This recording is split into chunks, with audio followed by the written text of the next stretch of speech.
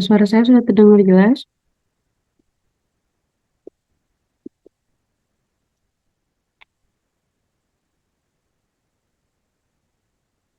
Mendengar Ibu. Terus depan. Ya, saya buka absen dulu.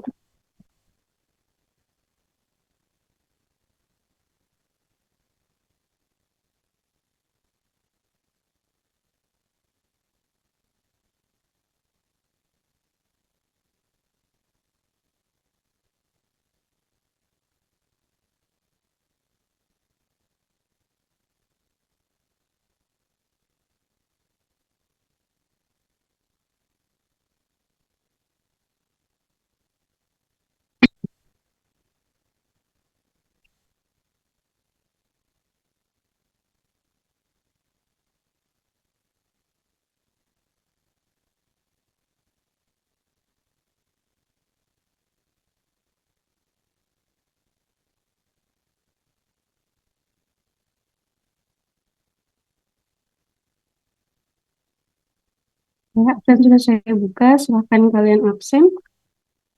Baru kita mulai kuliah.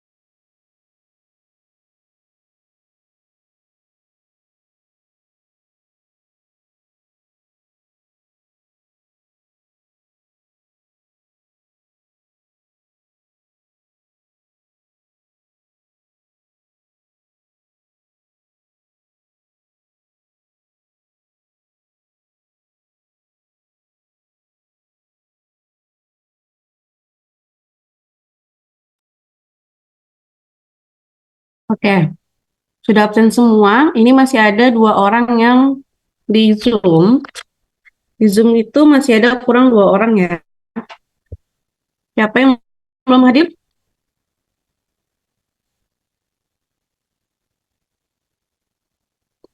Yang belum masuk Zoom siapa ya? Saya absen satu-satu ya.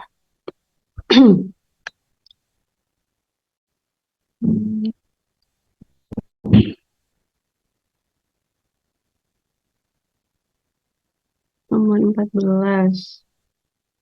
Indri Rahmasari, Hadir Ibu. ada nggak? Hadir Ibu.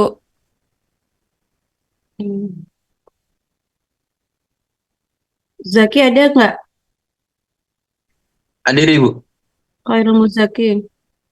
Kamu belum absen, Zaki. Barusan absen Ibu. Barusan absen. Oke. Fitri Ramadhani. Fitri Ramadhani, Mila Kansiasari, ada?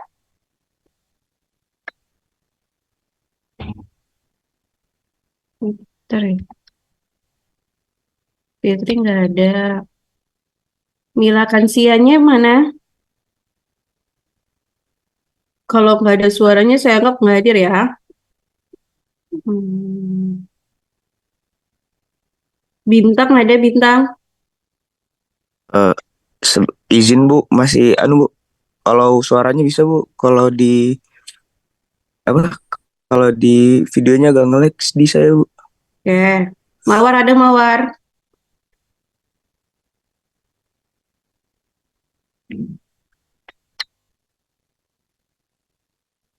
Oke. Mawar sama Fitria. Nova, Nova Sri Rahmadani ada.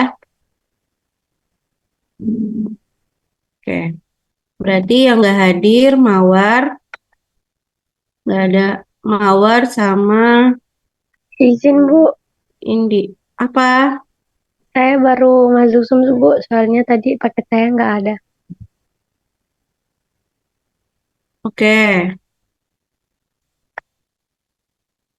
Fitri Ramadhani.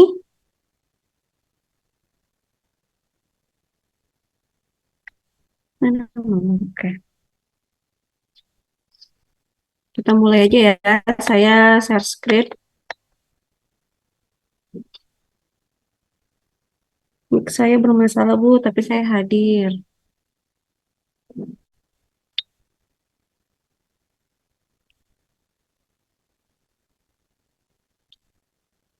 Suratnya sudah terlihat. Kita hari ini bahasnya farmakologi kehamilan dan prenatal.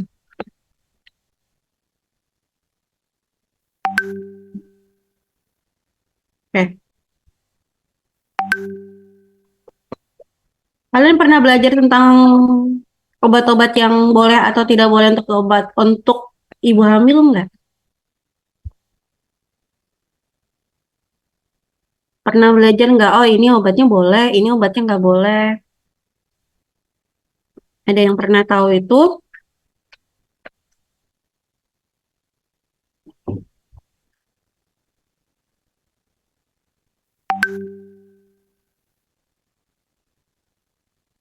Ya, pernah belajar nggak tentang obat-obatan untuk kondisi kehamilan? Pernah tahu Bu, Dalila apa yang kamu tahu Dalila? kayak metformin itu kan nggak boleh Bu untuk orang hamil karena kan dia kan lewat plasenta. Jadi dikasihnya tuh Hmm, insulin. terus apa sih indikator obat itu boleh atau tidak boleh? Ada golongan tersendiri nggak kalau untuk ibu obat ibu hamil?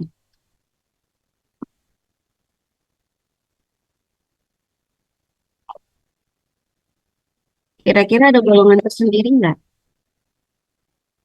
Yang tadi Dalila udah bilang, oke Bu, obatnya akan lewat plasenta.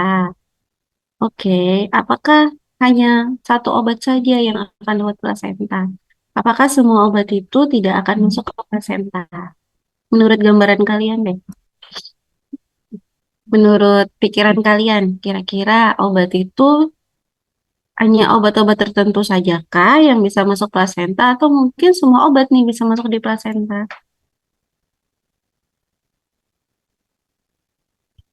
Silakan kita, Obat-obat tertentu Bu. Zaki bilang obat-obat tertentu. Ada lagi lain? Bu, saya mau coba jawab tuh, sampai tahu ada yang mau mencoba eh, menganalisa tuh. Kenapa obat bisa masuk ke plasenta? Ya, kenapa obat bisa masuk ke plasenta? Eh, Mungkin karena itu Bu, sifat fisikokimianya Bu. Selain sifat fisikokimianya,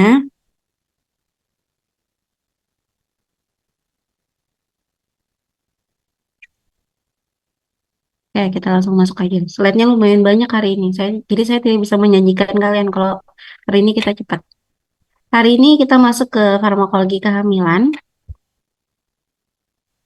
Eh, Maka sesuai namanya, kita akan masuk ke penjelasan. Oh, slide-nya berpindah kan nih kalian? Pindah ya, Bu. Oke. Kita akan masuk ke kondisi. Jadi kehamilan itu dia punya umur, dibilangnya dia punya umur gitu ya. Terbagi ada 3 trimester, di mana dalam 9 bulan itu bisa kita bilang bahwa dia pembagiannya apa namanya dibagi dalam 1 sampai 3 bulan awal, itu dikatakan trimester pertama, trimester kedua atau trimester ketiga. Itu tergantung dari lamanya. Kalau sudah masuk trimester ketiga, itu berarti dia udah apa namanya udah masa akhir dari kehamilan gitu ya. Ini umur dari pregnancy. Nanti ada hubungannya umur dengan penggunaan obat-obat. Itu sometimes kondisinya ada hubungannya. Oke, sebelum kita masuk ke obat-obatnya, kita bicara dulu tentang fisiologi yang berubah saat kehamilan. Ini kan udah jelas banget nih. Pasti secara anatomi saja ya, secara anatomi udah terlihat perbedaan antara yang hamil dan tidak hamil. Pasti fisiologinya pun akan ada perubahan. Perubahan yang pertama itu dari sistem respiratori atau sistem pernafasan dan juga sistem renal atau urinarinya. Nah, orang yang hamil ya cenderung terjadi peningkatan oksigen di anterial. Kadar oksigen di anterialnya itu biasanya kebutuhan arteri untuk oksigennya jadinya lebih banyak. Kemudian eh, diafragmanya jadi meningkat, posisi dari diafragma jadi meningkat. Kemudian peningkatan ventilasi resting yang dia itu meningkatnya 50% gitu ya. Ukuran ginjal pun terjadi perubahan. Jadi ukuran ginjal secara fisiologis pada ibu hamil itu terjadi peningkatan ukuran ginjal, tapi ini sifatnya hanya sementara gitu ya. Aliran darah pun yang ke ginjal dan GFR pada ibu hamil itu lebih lebih meningkat. Kemudian terjadi edematos, jadi hiperemik. Itu ditandai dengan adanya mukosa pada bladder itu kandung kemih. Ya, hal-hal inilah yang bisa menyebabkan terjadinya, kalau yang tadi masalah oksigen dan segala macam, itu nanti jadinya kita lihat bahwa orang yang mengalami pregnancy cenderung kebutuhan oksigennya lebih banyak. Makanya biasanya jika tidak dikompensasi, jatuhnya mereka akan lebih mudah mengalami apa namanya, bukan sesak nafas sih, belum sampai ke sesak nafas, tapi intinya laju pernapasan mereka lebih besar, ya, lebih banyak. Sedangkan yang tadi ukuran ginjal, kemudian laju aliran darah, itu nanti yang menyebabkan orang-orang dalam kondisi hamil itu jadinya frekuensi untuk urinarinya lebih besar. Itu secara fisiologis. Kemudian ada juga perubahan secara anatomi. Jadi ketika pembesaran bayi, ya, ketika adanya pembesaran bayi itu secara apa namanya, secara ketika bayi mulai membesar maka dia akan menekan kandung kemih. Itu juga bisa menyebabkan terjadinya hiperurinari. Makanya saat semakin besar kondisi bayi, ibu hamil itu lebih mudah cenderung untuk lebih cepat untuk mengalami buang air kecil gitu, karena secara anatomi pun terjadi penekanan pada bladdernya gitu ya. Kemudian ini tadi terjadi peningkatan 10-20% kebutuhan oksigen, karena lagi-lagi ketika dalam kondisi hamil yang butuh oksigen itu bukan hanya lagi ibu hamil saja, tapi ada tambahan nih, pertumbuhan sel, perkembangan sel untuk bayi, baik dia dalam bentuk masih fetus, dia masih dalam bentuk bayi kecil atau masih dalam bentuk perkembangan sel itu sudah membutuhkan oksigen untuk pertumbuhannya, ya, karena sel itu hidup kalau ada oksigen dan proses perkembangan sel itu lagi-lagi pasti butuh energi dan sumber energi utama dari sel itu adalah oksigen. Makanya kebutuhan oksigennya jadinya lebih meningkat. Betul. Oke. Hmm. Terus kemudian dalam kondisi hamil itu juga terjadi dilatasi pada renal pelvis. Renal pelvis itu di bagian kelamin dari wanita, khususnya untuk di bagian ureter gitu ya. Jadi ureternya juga membesar sebenarnya. Ujungnya apa? Lebih mudah mengalami resiko untuk terjadinya infeksi pada bagian urinary. Ini, ini yang terjadi pada kondisi ibu hamil. Kemudian secara kardiovaskularnya pun gitu ya, kardiovaskularnya pun terjadi perubahan ya, di mana denyut jantungnya jadinya lebih tinggi, kemudian volume darahnya pun kebutuhannya jadinya lebih tinggi, maka cardiac output dan stroke volumenya juga jadinya lebih tinggi. Tadi sudah dibilang bahwa terjadi aliran darah yang lebih tinggi pada bagian uterin dan bagian renal. Kemudian terjadi lebih mudah mengalami koagulasi, jadi faktor-faktor koagulasinya juga akan meningkat. Kemudian volume tubuh juga jadinya lebih meningkat. Makanya pada kondisi tertentu gitu ya, terjadinya peningkatan total body volume air gitu ya. Kemudian volume darah, tekanan hidrostatik itu yang akhirnya pada ibu hamil itu bisa mengalami pembekakan pada bagian-bagian tertentu, khususnya di bagian lower body, di bagian kaki. Jadi biasanya orang-orang hamil kenapa sih kakinya bisa jadi bengkak gitu ya? Karena memang terjadi peningkatan tekanan hidrostatik. Dari mana? Dari air yang ada dan dari aliran darah yang terlalu berlebihan. Kemudian satu sisi juga pada kondisi hamil itu terjadi penurunan protein-protein albumin. Protein albumin juga menurun jumlahnya, gitu. Efeknya juga yang bisa menyebabkan terjadinya swelling atau pembekakan pada pembuluh darah di bagian lower. Kemudian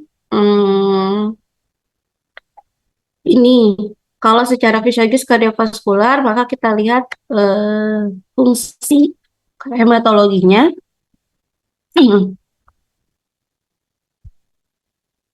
Terus di sistemik vaskular, pembuluh darah sistemiknya itu terjadi resisten, jadi lebih mengalami vasokonstriksi. Ya. Biasanya terjadi pada 14 sampai 24 minggu. Ya. Kemudian heart rate-nya udah dikatakan dia akan meningkat. Colloid osmotic pressure-nya tadi berhubungan sama penurunan kadar albumin.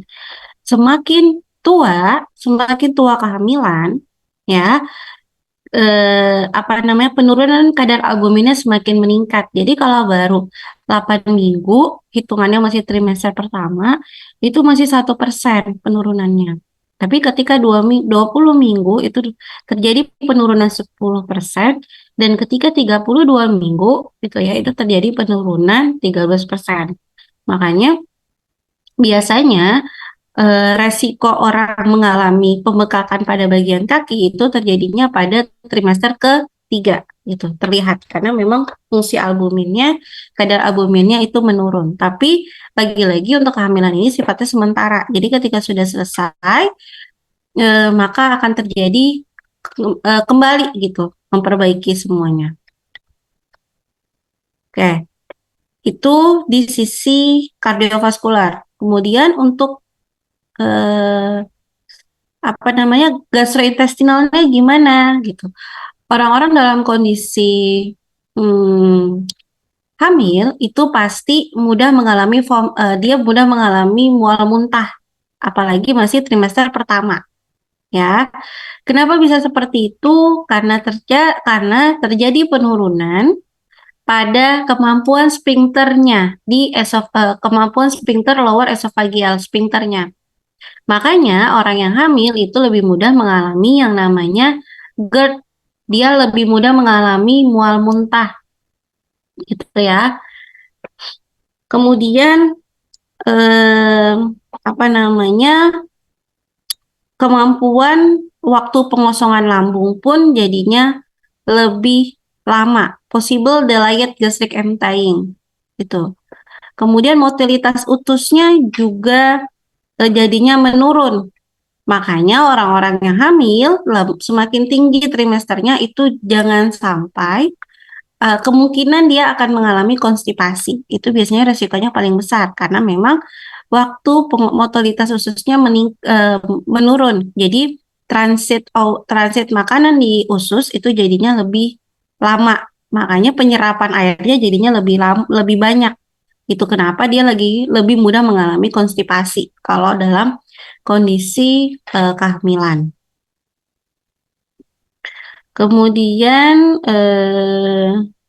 terjadi perubahan juga pada struktur gut mikrobiomnya, gitu ya. Kemudian juga bisa mengalami local venous pressure, jadi tekanan pada vena di bagian rektum, itu jadinya dia cepat mengalami hemoroid.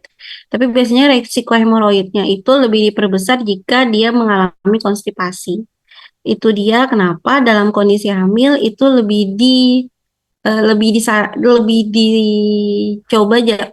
disarankan jangan sampai dia mengalami konstipasi karena efeknya kemana-mana, gitu ya. Oke, terakhir sistem endokrin pasti kalian sudah tahu bahwa terjadi perubahan sistem endokrin, baik endokrin untuk kondisi reproduksi, ya, untuk reproduksi ataupun endokrin yang di mana dia fungsinya untuk menjaga eh, kadar-kadar di dalam tubuh. Ada leptin, makanya kenapa ibu hamil itu lebih mudah mengalami kelaparan. Karena memang hormon leptinnya yang dimana itu membantu dalam fase lapar, ya, itu jadinya lebih meningkat.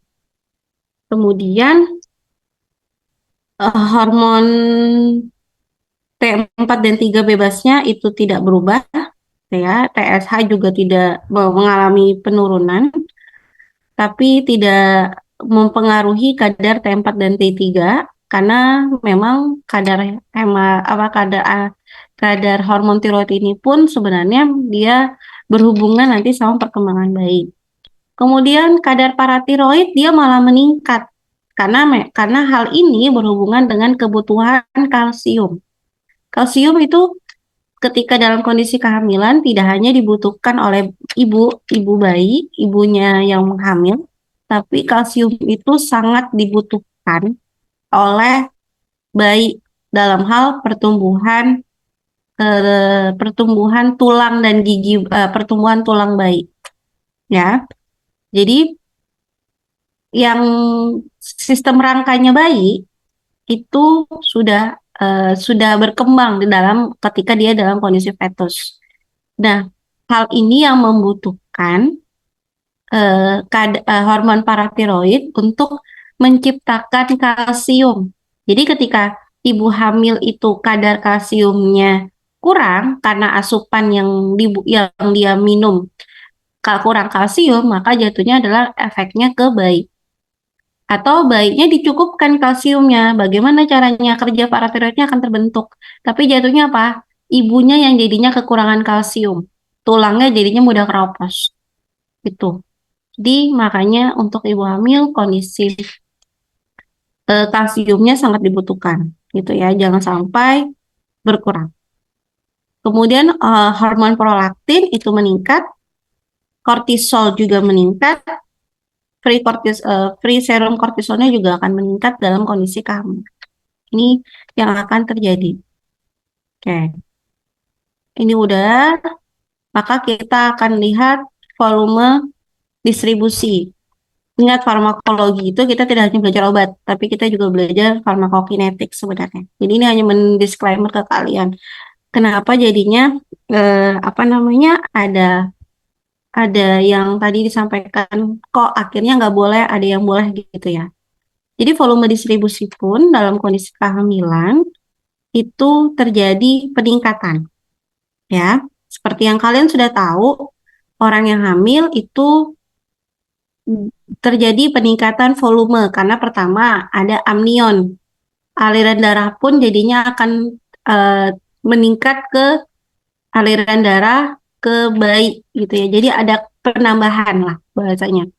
Jadi ada penambahan air, ada penambahan lemak, ada penambahan protein, dan biasanya meningkat 30% sampai 40% pada puncak-puncak kehamilan di trimester ketiga atau di 28 hingga 34 minggu. Nah, tadi benar Zaki, nggak semua sebenarnya obat itu bisa masuk ke plasenta. Tergantung dari sifat fisika kimia dari obat. Apa yang mempengaruhi kelarutannya?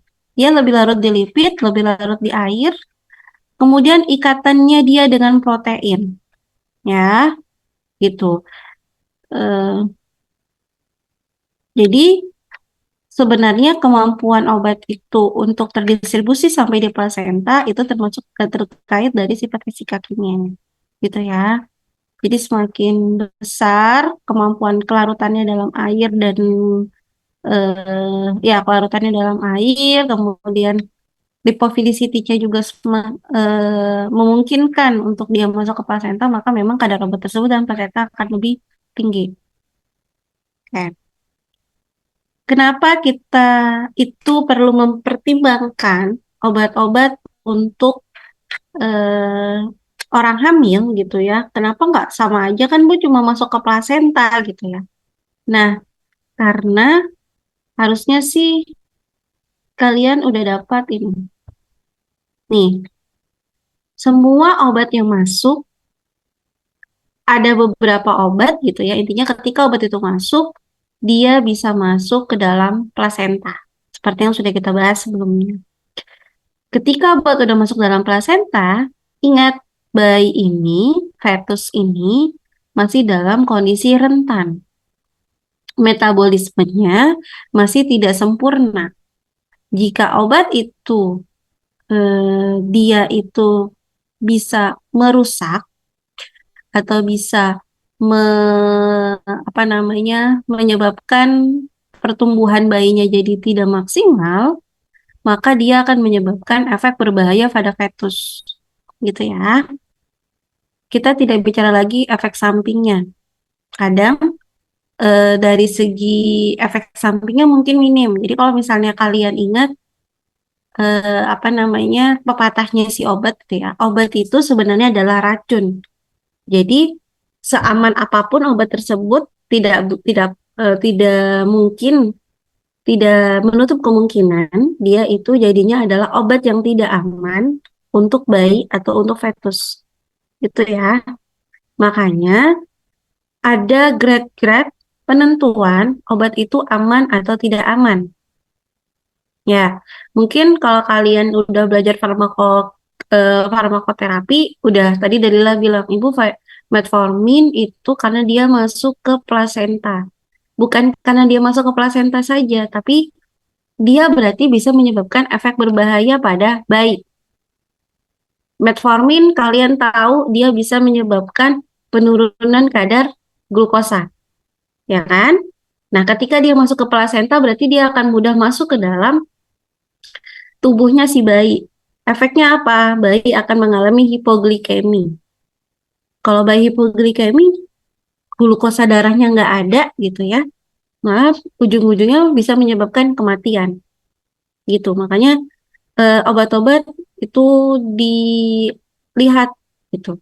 Jadi obat-obat yang boleh itu ada grade-nya. Yang boleh yang mana? Yang boleh kategori A dan B. Itu aman ya. Kategori A dan B itu positif sangat aman. Jadi ada dicek secara klinis apakah obat tersebut memiliki resiko untuk kehamilan. Kalau dia dalam kategori A, ya, maka itu sudah pasti dia tidak menyebabkan efek samping atau efek merugikan untuk bayi dan tidak menyebabkan kematian pada bayi. Contohnya, obat-obat yang boleh itu adalah vitamin dalam dosis yang sesuai, ya, dan hormon tiroid. Itu. Jadi orang ibu hamil yang kondisinya dia hipotiroid, dia tetap butuh yang namanya hormon tiroid dan itu tidak apa-apa, ya. Atau kategori B. Kategori B secara pengujian di hewan coba itu tidak menunjukkan adanya efek yang berbahaya untuk fetus. Kemudian dilihat di populasi manusia yang hamil itu juga tidak ada data yang menunjukkan bahwa adanya efek yang berbahaya untuk bayi, efek sampingnya, dan tidak menyebabkan resiko yang berbahaya untuk fetus. Contohnya acetaminophen atau paracetamol, ya. Jadi memang cuma paracetamol, kalau kalian lihat ibu hamil dan dia ngalamin yang namanya nyeri, panas, dan apapun ceritanya, cuma paracetamol yang pasti jadi first line untuk diresepkan, gitu ya. Jadi memang untuk obat-obat lain, untuk ibuprofen biasanya tidak direkomendasikan malah. Tapi kecuali dalam kondisi tertentu. Jadi kebanyakan memang utamanya yang direkomendasikan itu adalah acetaminophen atau paracetamol.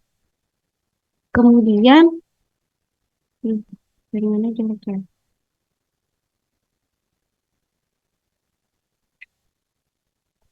Oke.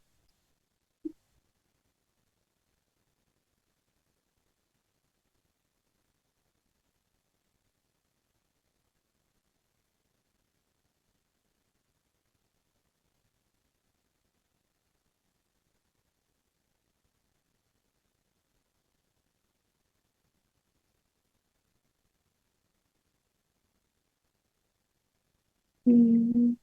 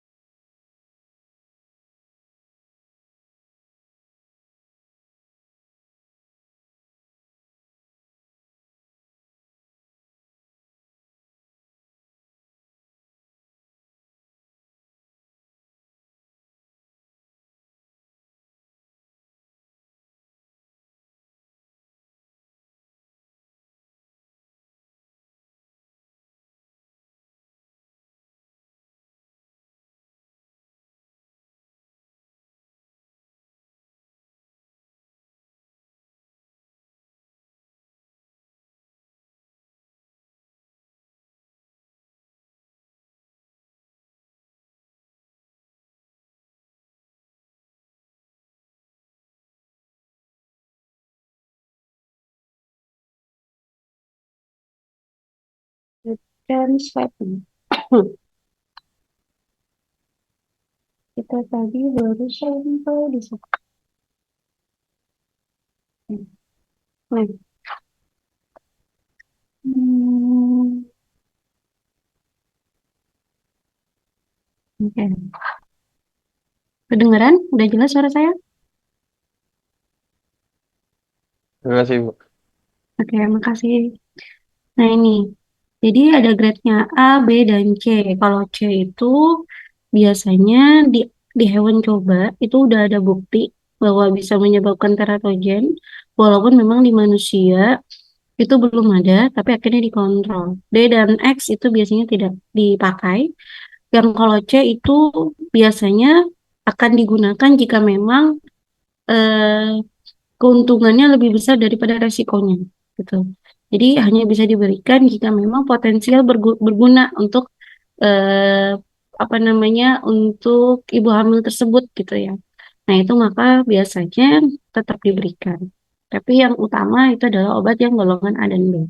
Jadi nanti kalau misalnya kalian meresepkan obat atau misalnya kalian lagi kerja di apotek atau nanti misalnya di farmakoterapi, kalian bisa ngecek gitu. Ini nih masuk dalam kategori A atau B. Misalnya dapat kasus untuk ibu hamil, gitu ya. Untuk ibu hamil, eh, kasusnya penyakit A gitu. Nanti dilihat obat-obat yang boleh untuk ibu hamil dengan kasus ini itu apa sih? Dia masuk ke dalam kategori apa, A atau B? Atau kalau dia masuk kategori C, ya makanya itu kalian pertimbangkan lagi apakah ini bisa ada. Kalau masih ada obat dalam kategori A atau B, maka itu yang lebih dipilih, ya. Itu yang lebih dipilih dibanding kategori C. Tapi kalau D dan X itu lebih lebih baik tidak dikasih. Gitu. Oke, contohnya ini adalah beberapa obat-obat dari beberapa kondisi yang kita tahu itu bisa terjadi di ibu hamil, asma, kemudian sesak nafas dan segala macam. Maka ini adalah obat-obat yang boleh diberikan untuk ibu hamil. Ya, contohnya yang boleh itu adalah inhalasi kortikosteroid. Pemberiannya lagi-lagi, Bu, kortikosteroid kan pasti ada pikiran, Bu, kortikosteroid kan nggak boleh nih untuk eh, bayi gitu, karena efeknya nanti dia akan menyebabkan ini gitu ya, yang kalian sudah mungkin pelajari. Tapi dalam kondisi akut, jadi dalam kondisi yang di sini tuh hanya inhalasi yang digunakan eh, apa namanya digunakan ketika ada serangan saja gitu. Contohnya obat-obatnya budesonid, fluni- flu, flunisolid, kemudian beclomethasone, fluticasone. Ini adalah beberapa obat yang memang boleh diberikan untuk ibu hamil. Kemudian inhalasi albuterol, ya inhalasi albuterol untuk short acting beta agonis untuk ibu yang hamil pun itu juga apa namanya boleh diberikan, ya, karena memang udah dicek, udah dilakukan penelitian. Kemudian untuk mual muntah ini yang paling sering terjadi, maka obat yang boleh diberikan biasanya malah dikasihnya yang awal-awal untuk trimester pertama akan dikasihnya ondansetron, ya. Walaupun semuanya boleh gitu ya, tapi untuk yang biasanya dikasih itu dikasihnya ondansetron. Diphenhydramine itu juga boleh, tapi kita tahu dia akan menyebabkan efek ngantuk. Terus metoclopramid itu juga boleh, tapi biasanya first line-nya biasanya dikasihnya ondansetron untuk mual muntah. Ini beberapa antibiotik. Antibiotik itu juga sering terjadi karena memang dalam kondisi ibu hamil itu bisa mengalami infeksi. Tadi kita bilang bisa aja mereka ngalamin infeksi pernapasan atau apa. Maka pilihan antibiotik untungnya pada ibu hamil itu lumayan cukup cukup banyak gitu. Tapi tetap lagi tergantung dari bakteri apa yang menginfeksinya. Untuk bakteri golongan bakteri yang indeksnya dia itu bisa gram positif dan negatif gitu ya. Dia bisa pakai golongan penisilin, amoxilin gitu ya. Kemudian ampicillin, benzopenicillin itu yang memang boleh diberikan untuk ibu hamil. karena memang dia masih dalam kategori B untuk antibiotik. Untuk makrolid, contohnya azitromisin, kemudian kombinasi penisilin dan beta-laktam, itu contohnya amoxicillin clavulanic acid, eh, meropenem, imipenem itu masih boleh. Lagi-lagi nanti ini tergantung dari kondisi penyakitnya, ya. Dia kondisi penyakitnya karena untuk apa, maka pilihan obat antibiotiknya itu pasti berbeda-beda. Tapi intinya ini adalah antibiotik yang boleh, ya. Sedangkan ini adalah antibiotik yang masuk dalam kategori C dan D. C dan D, maka bisa difikirkan untuk berusaha kalau memang bisa diganti golongan A. Rifampicin, isoniazid. Jadi obat-obat rifampicin, isoniazid itu kan obat-obat TBC. Rata-rata itu masuk dalam kategori C dan D. Chloramphenicol juga masih masuk dalam kategori C dan D. Gitu ya. Sedangkan untuk hipertensi yang juga sering terjadi pada ibu hamil, gitu ya. Itu contohnya adalah biasanya bisa dipakai golongan hmm, ada golongan labetalol, ada obat labetalol, propanolol maksud saya, kemudian metoprolol, tapi memang yang biasa dipakai itu adalah golongan calcium channel blocker. First line-nya itu adalah nifedipin. Nifedipin, kemudian nicardipin kalau memang mau yang apa namanya langsung ada juga direct vasodilator, contohnya hydralazine, kemudian nitroglycerin juga bisa, itu masih boleh, tapi dia masuk dalam third line, bukan first line, atau metildopa. Metildopa itu second line-nya dikasih metildopa. Dia golongan alpha 2 adrenergic agonism. Jadi dia memang dia akan langsung memvasodilatasi. Ini adalah beberapa obat-obat yang boleh. Biasanya kebanyakan dikasihnya adalah golongan CCB ini, nifedipin atau nicardipin. Tapi kebanyakan dikasihnya nifedipin. Jadi ibu hamil itu obat-obat yang boleh diberikannya pun untuk kondisi hipertensi. Baik dia hipertensi preeklamsi, yang dimana itu maksudnya hipertensi saat dia hamil saja gitu ya, atau memang dia hipertensi gestasional. Jadi memang orang itu pasien hipertensi yang hamil itu pasti positif tekanan darahnya tinggi dan itu juga obat-obat yang diberikan juga kurang lebih apa namanya dia pasti akan diberikan obat-obat yang golongan yang boleh saja gitu ya. Sedangkan untuk GERD orang yang ngalamin kelainan pada gastrointestinal itu antacid sebenarnya antacid itu boleh tapi dalam kondisi tertentu ternyata dia punya efek yang tidak bagus ya untuk apa namanya untuk fetus gitu. Jadi memang tidak walaupun dia dalam kondisi aman, ya, walaupun dia dalam kondisi aman, tapi tidak direkomendasikan. Kalau sulfat itu sangat-sangat aman karena kita tahu sulfat hanya kerjanya di usus, hanya kerjanya di lambung, ya. Sulfat hanya kerjanya di lambung, makanya dia masih dalam kategori safe untuk rekomendasi prevensi. Dan di laktasi pun masih bisa gitu digunakan.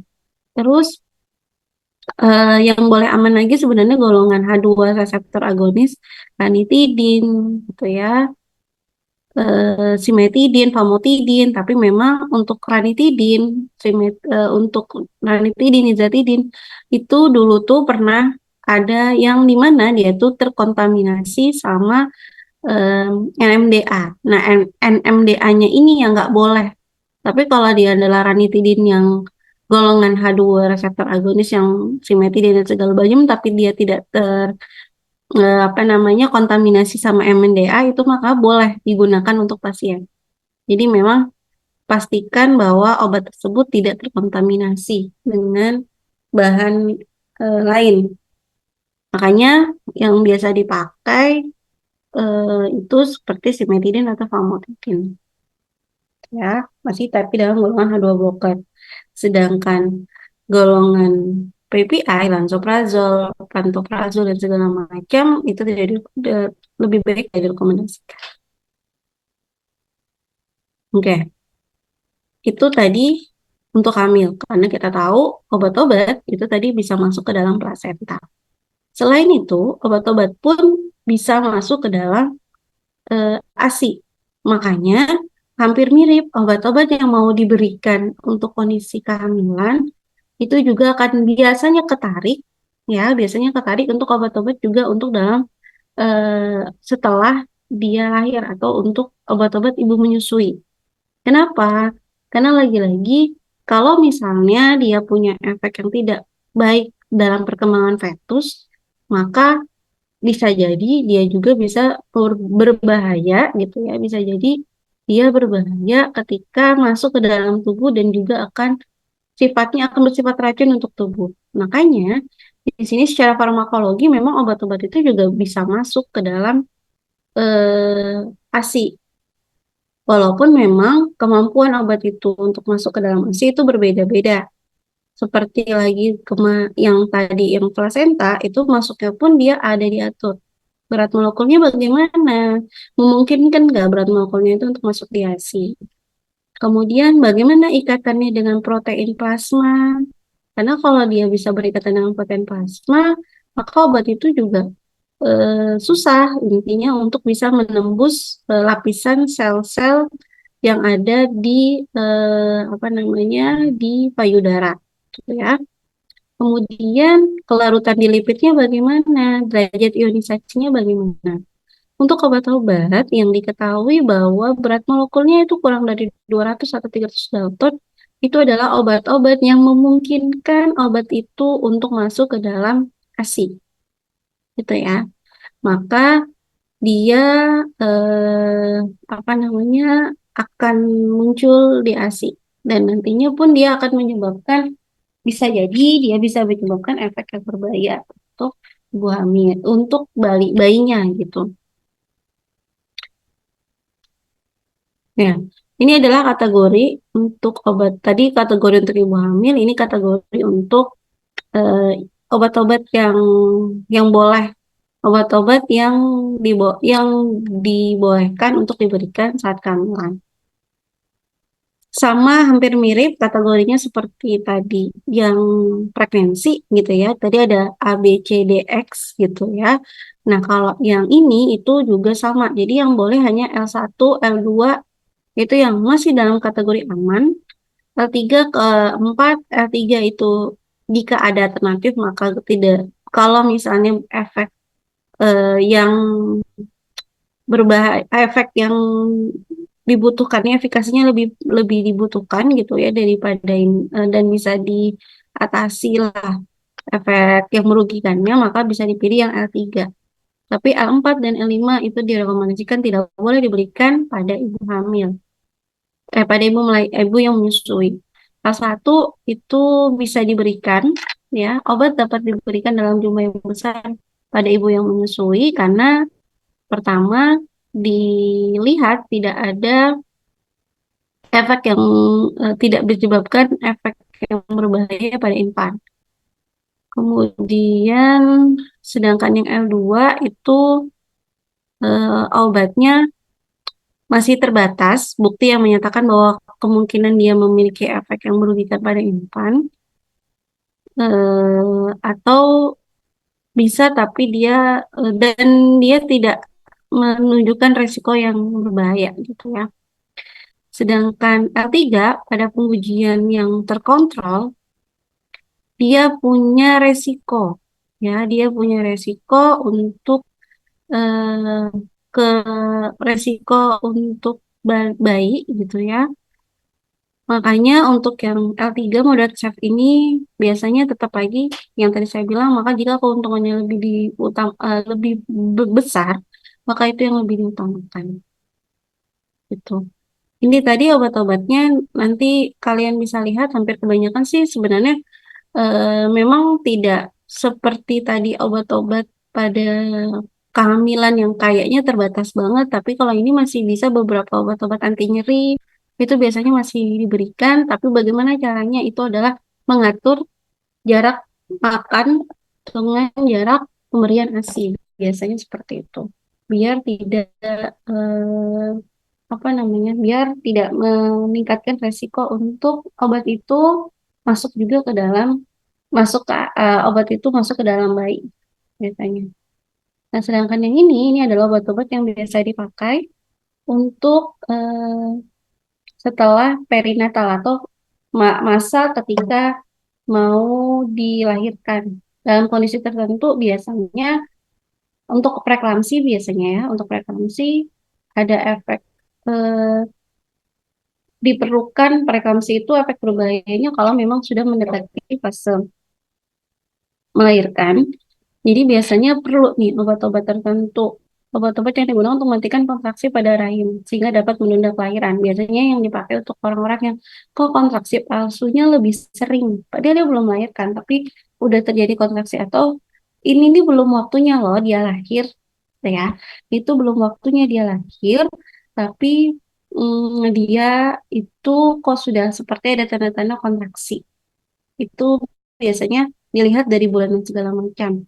Efek tersebut biasanya lebih sering terjadi pada orang-orang yang mengalami preeklamsi, gitu ya. Orang-orang mengalami preeklamsi. Makanya biasanya dikasihnya CCB, golongan eh, apa namanya itu, golongan antihipertensi yang tadi nifedipin dan segala macam, atau dikasih MGSO 4 itu juga bisa dipakai. Salah satunya untuk mencegah kejang, kejang pada orang yang preeklamsi. Orang ibu hamil itu kalau misalnya kenapa tekanan darah itu betul-betul dijaga jangan sampai terlalu tinggi gitu ya, karena efeknya selain dia jadi mudah kontraksi, meningkatkan kontraksi, atau dia juga bisa menyebabkan efek kejang pada ibu hamil itu.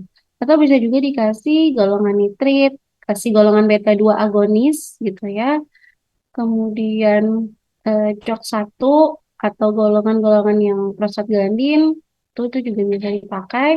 Sedangkan ini tuh tadi yang mencegah terjadinya kontraksi, gitu ya. Nah, kalau memang belum cukup bulannya gitu. Kalau yang di sini adalah memang dipakai untuk menginduksi kelahiran. Salah satunya adalah oksitosin atau mungkin ada obat golongan obat pada saluran pencernaan, saya lupa namanya, itu juga karena dia punya efek oksitosin, dia bisa meningkatkan kadar oksitosin. Makanya biasanya itu dipakai buat di di apa namanya, dipakai buat ada orang-orang tertentu gitu, kalau yang tahu itu biasanya dipakai untuk menggugurkan bayi. Tapi itu memang sekarang penggunaan obat itu dijaga jangan sampai, maksudnya mirip seperti narkotik lah, golongan narkotik. Jadi tidak tidak mudah untuk dibeli obat itu, gitu ya.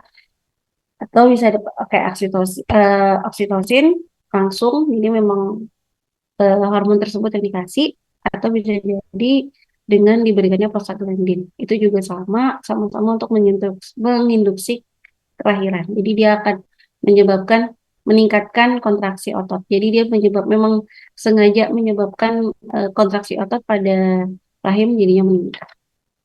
Oke, itu saja. Mungkin ada yang mau ditanyakan? Ibu, saya izin bertanya. Oke, Yusuf, silakan. Jadi tadi kan Ibu ada jelaskan obat golongan CCB ya, Ibu. Mm-mm. Di situ kan ada contohnya tadi seperti nifedipin yang sering digunakan untuk hipertensi pada ibu hamilnya, Ibu. Nah, Mm-mm. pada umumnya kan kalau nifedipin ini kan juga bisa sebagai obat tokolitik pada ibu hamil ya, Ibu. Mm-mm. Yang dimana kan biasanya digunakan pada trimester ketiga untuk Mm-mm. menunda kelahiran prematurnya tadi, Bu. Mm-mm. Biasanya kan dia itu bisa menghambat menunda kelahiran sampai dua, dua kali 24 jam. Nah, Ibu, Mm-mm. apakah bisa nih obat nifedipin ini kita berikan pada ibu hamil pada trimester pertama, padahal ibunya ini tidak sedang hipertensi atau gangguan lainnya sebagai pencegahan agar tidak terjadi abortus gitu, Bu? Oke. Pertama, eh, tergantung dari kondisi pasiennya. Kalau masih trimester pertama kedua, itu biasanya bukan obat yang tokolitik ini yang diberi, ya. Biasanya mereka dikasih malah adalah seperti dibilangkan penguat penguat kandungan itu, tapi lebih kerjanya obat-obat hormonal gitu, ya. Karena memang beda beda beda jalurnya gitu ya Yusuf, beda jalurnya. Kalau yang masih dalam fase-fase amal fase-fase awal kehamilan itu itu lebih utama yang menyebabkan biasanya sih kalau hamil itu dibilangnya tuh kayak ngeflek kayak mau keguguran gitu bahasanya kalau masih awal-awal. Nah itu biasanya yang bermasalah itu ada hormonalnya, ya. Makanya biasanya dikasihnya tuh obat-obat hormonal untuk menguatkan kandungan. Bukan, karena takutnya ketika dikasih nifedipin, kita tahu obat ini bisa menyebabkan apa namanya ya, bisa menyebabkan hipertensi, bisa menyebab, karena dia anti hipertensi, maksudnya dia akan menyebabkan malah hipotensi untuk pasiennya, ya kan? Itu malah lebih berbahaya. Kenapa pada trimester Qatar itu bisa dikasih sebagai tokolitik? Pertama, memang dalam kondisi tersebut tekanan darah ibu hamil itu memang cenderung tinggi, tapi tidak sangat hipertensi. Jadi dia memang kalau kita bilang tekanan darah itu ya tekanan darah ibu hamil itu memang tinggi gitu. Memang memang ada beberapa dalam itu masih dikatakan normal jika kondisi tekanan darahnya masih di atas 130, tapi tidak lebih dari 100 eh 120 sampai 130 itu masih dalam kondisi dikatakan aman, walaupun kita udah bilang oh itu kan dalam kondisi hipertensi atau prehipertensi. Jadi makanya eh, apa namanya, kalau dia masih trimester pertama, kedua itu biasanya tekanan darahnya tidak seperti itu. Jadi tekanan darah mirip seperti tadi peningkatan apa namanya, peningkatan albumin yang kita lihat tadi kok. Penurunannya dia tergrade-grade bisa-bisa ya tekanan darah juga gitu. Biasanya yang tekanan darahnya cenderung tinggi banget itu jika udah masuk trimester ketiga. Makanya itu yang mungkin masih bisa dikasihkan rekomendasi untuk diberikan nifedipin atau golongan CCB untuk tokolitik gitu. Tapi kalau masih trimester pertama biasanya mainnya masih hormon sih. Seingat saya tuh setahu saya hormon. Karena yang bermasalahnya di hormon biasanya. Tuh, ya. Takutnya malah jadinya hipotensi malah berbahaya. Antara hipotensi sama hipertensi itu sebenarnya yang lebih berbahaya adalah hipotensi. Gitu ya, seingat setahu saya. Oke. Mungkin ada lagi, sudah cukup kan Cuk? Cukup Ibu, terima kasih Bu. Iya.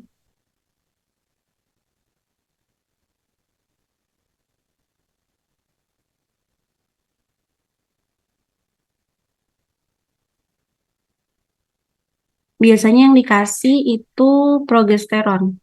Jadi kalau kalian ingat siklus menstruasi ya, siklus menstruasi kan siklus awal nanti nanti estrogen yang naik untuk apa untuk ovulasi, ovulasi keluar, kemudian ovum akan masuk ke rahim. Nah, di situ yang dipakai untuk meningkatkan dinding rahim, menguatkan dinding rahim adalah progesteron. Progesteron tidak akan turun kadarnya jika terjadi pembuahan. Nah, biasanya yang dikasih itu adalah obat golongan progesteron. Jangan sampai di trimester pertama tuh biasanya dikasihnya masih penguat kandungan ini tadi saya bilang hormonal. Biasanya golongan progesteron itu adalah untuk menurunkan meningkatkan kadar progesteron karena fase-fase awal yang menguatkan rahim, yang menguatkan itu adalah hormon progesteron yang masih dihasilkan oleh pertumbuhan fetus. Jadi itu, kalau pertumbuhannya kurang bagus, gitu ya, pertumbuhannya kurang bagus, makanya biasanya kalau memang bayi itu pertumbuhannya tidak baik dalam masa fetus, itu memang lebih mudah untuk mengalami keguguran. Karena lagi-lagi hormonnya tidak dihasilkan, ya, hormonnya tidak dihasilkan. Gitu. Hormon progesteronnya yang dipakai untuk menguatkan rahim dan nanti juga ada ternyata impact ke pertumbuhannya itu memang tidak dihasilkan. Makanya kalau memang tidak tumbuh dengan baik, ya memang lebih mudah cenderung untuk mengalami keguguran. Gitu. Lagi-lagi makanya biasanya dipakai hormon progesteron yang dikasih ya. Jadi bukan nifedipin. Kalau menurut saya, kalau yang saya tahu bukan nifedipin yang dikasih untuk awal. Oke, masih ada waktu. Ada yang mau ditanyakan lagi?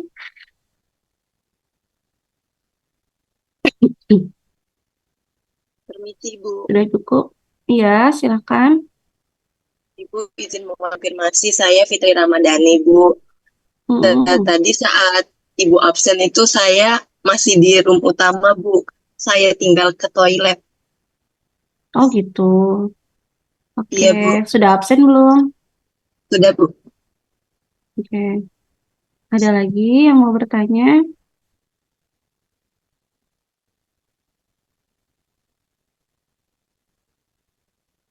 Terus tuh ada lagi, tadi itu kan nifedipin dibilangkan itu sebagai first choice untuk apa namanya hipertensi. Tapi dalam kondisi tertentu, biasanya malah yang dikasih awal untuk trimester pertama itu golongan yang berdasarkan pengalaman saya yang saya tahu, tapi itu bukan dalam kondisi dia prekalkan. Kalau preeklampsi itu biasanya baru terlihat di trimester kedua dan dominan di trimester ketiga itu preeklampsi ya. Jadi preeklampsi itu bukan tekanan darah dari trimester pertama udah tinggi, enggak. Dia biasanya tuh tekanan darahnya tingginya ketika lebih dominan ketika di trimester 2 3.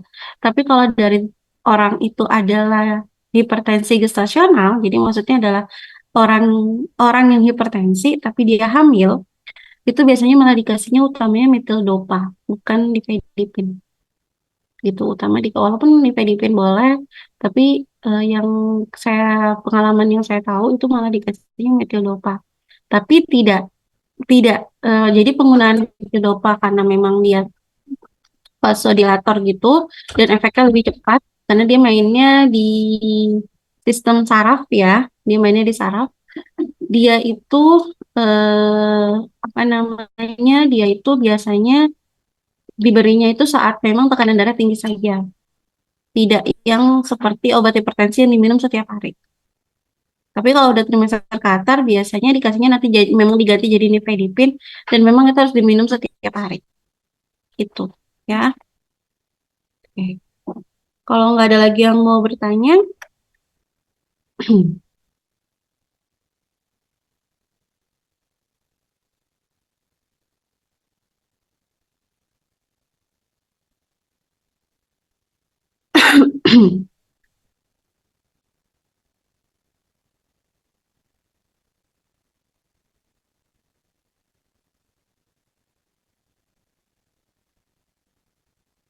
nggak ada. Kalau nggak ada lagi yang ditanyakan, saya akhiri kuliah hari ini. Saya tutup. Wassalamualaikum warahmatullahi wabarakatuh. Waalaikumsalam warahmatullahi Oke, wabarakatuh. Waalaikumsalam jangan warahmatullahi di... wabarakatuh. Terima kasih, Bu. Terima kasih, Bu. Terima kasih, Bu. Sama-sama.